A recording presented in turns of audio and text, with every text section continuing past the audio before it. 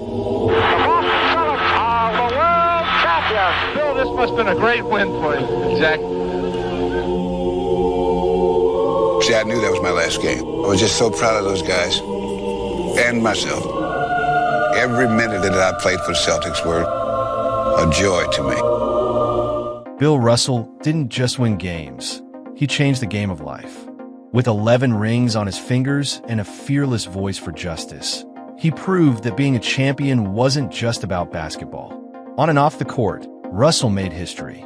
Bill Russell's story starts in Monroe, Louisiana, where he was born on February 12, 1934. Life there wasn't easy, especially for a black family in the 1930s. The South was full of harsh segregation, and racism was everywhere. His parents, Charles and Katie Russell, dealt with constant discrimination, but they refused to let it break them. They wanted better for their children, so they packed up and moved to Oakland, California, hoping for a fresh start. Oakland wasn't precisely a dreamland, though. The Russell family struggled, often living in public housing. Money was tight, and life was tough, but Bill's father set an example, never backing down in the face of racism. That lesson stuck with Bill.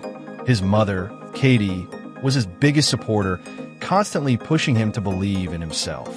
But tragedy struck when Bill was just 12. His mother passed away.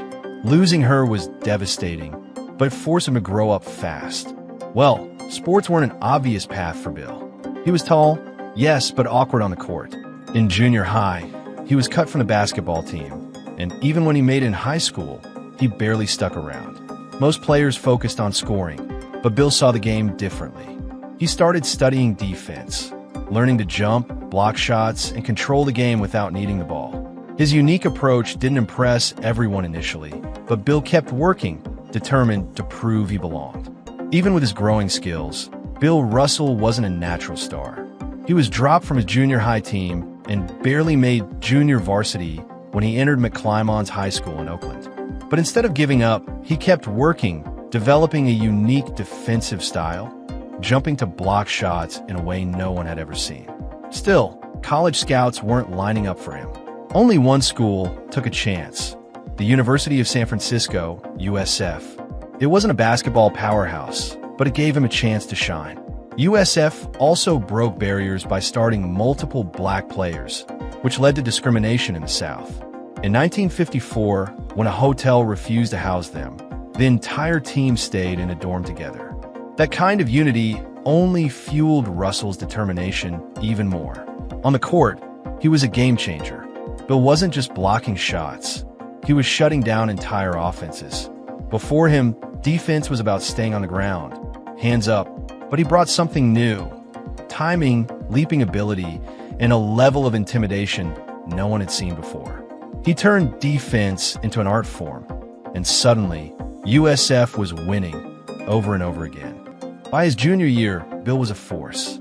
He led USF to back-to-back NCAA championships in 1955 and 1956, dominating both ends of the floor. His defense was so overwhelming that the NCAA had to change its rules to adjust to his impact, widening the lane to make it harder for big men like him to camp under the basket. But as much as he dominated, he didn't always get the respect he deserved. Back then, the spotlight was mainly on offensive stars, players who scored points. Bill's game was different, and not everyone appreciated it. Some critics dismissed his defense-first approach, but Bill didn't care. He knew one thing: defense wins championships. Even off the basketball court, he kept pushing forward. He was an incredible track and field athlete, excelling in the high jump and the 400-meter dash. If basketball hadn't worked out, he probably could have been an Olympian in track. But basketball was his true calling, and the world was starting to take notice. Before jumping to the NBA, Bill had one more stop: the 1956 Olympics in Melbourne, Australia. He led Team USA to a gold medal, proving once again that winning followed him wherever he went. By the time he was done with college, it was clear Bill Russell wasn't just a great player. He was about to change the game forever. When Bill Russell stepped onto a basketball court, he wasn't just playing a game, he was reshaping it. His name is synonymous with winning, leadership, and an unshakable will to fight for what's right. From anchoring the Boston Celtics dynasty to becoming the NBA's first black head coach, Russell wasn't just ahead of his time. He defined it. The Boston Celtics were good before Bill Russell arrived. But when he put on that green jersey, they became unstoppable. From 1957 to 1969, the Celtics won 11 NBA championships, including an unmatched 8 in a row from 1959 to 1966. And at the heart of it all was Russell, the defensive mastermind who turned basketball into an art of shot blocking, rebounding, and teamwork. His greatest rival? The towering, record-shattering Wilt Chamberlain. The two were polar opposites. Chamberlain was an offensive juggernaut, a scoring machine, while Russell was the ultimate defensive anchor, proving that defense truly wins championships. Their first legendary duel came on November 7th, 1959. Chamberlain had arrived in the NBA, and fans eagerly awaited the showdown. Wilt's raw power versus Russell's intellect. The result? Russell grabbed 35 rebounds, and Boston won. It set the tone for a rivalry that would define an era. The numbers favored Chamberlain. He regularly outscored Russell by wide margins. But when it mattered most, Russell's teams always found a way to win. In their 49 playoff matchups, Russell's Celtics won 29 games to Chamberlain's 20. When the championship was on the line, Russell was unbeatable, the ultimate leader. Russell didn't care about stats. He cared about winning. He once said, "My ego depends on my team's success." That mindset made him the perfect leader, lifting teammates and pushing them beyond their limits. Bob Cousy, the Celtics' legendary point guard, recalled how Russell transformed their team. He had this ability to make you feel like you were part of something bigger. He didn't just block shots, he erased mistakes. He didn't just grab rebounds, he started fast breaks that led to championships. And when the pressure was at its highest, Russell was at his best. Some players crumble in the biggest moments. Russell? He thrived. Imagine this. 10 times in his career, he played in a Game 7. 10 times he won. A perfect 10-0 record. From his first championship in 1957, where he made one of the most jaw-dropping defensive plays in history, the legendary Coleman play, to his final triumph in 1969, Russell always delivered when it mattered most. In the 1962 finals against the Lakers, the series went down to Game 7. Russell put up 30 points and 40 rebounds in a double overtime thriller to seal the title. 40 rebounds in a championship game. Unreal.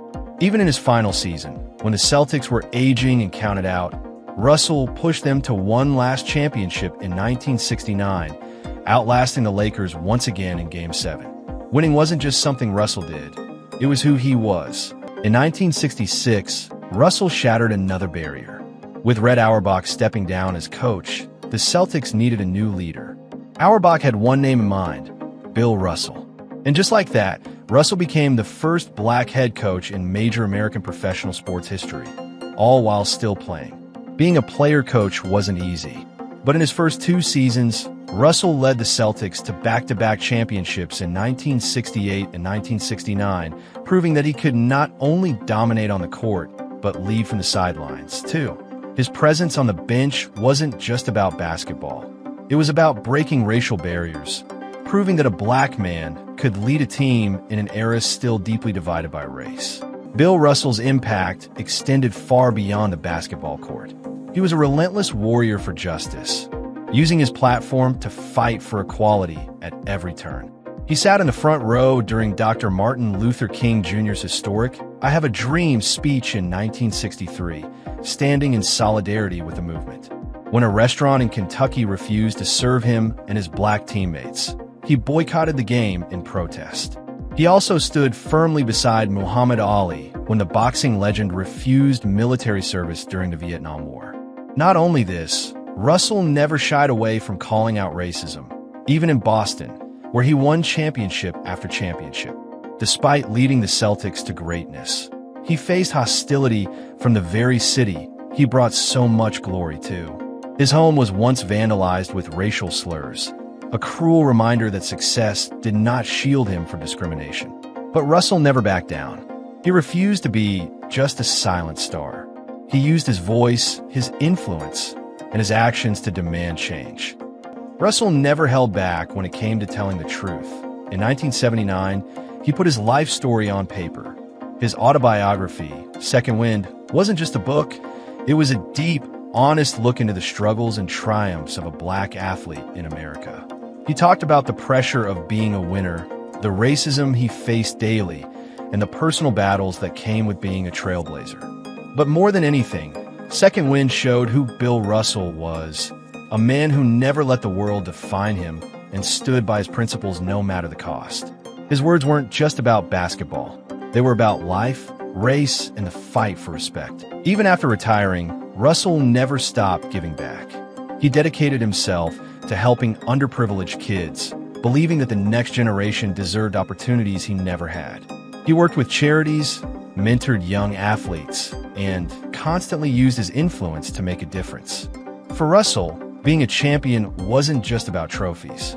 It was about lifting others up, breaking barriers, and leaving the world better than he found it. Anyhow, when Russell retired in 1969, the Celtics immediately declined, proving just how vital he had been to their dominance. He later took on coaching roles with the Seattle Supersonics and Sacramento Kings, worked as a broadcaster, and authored several books. Yet, his greatest honors came long after his playing days were over.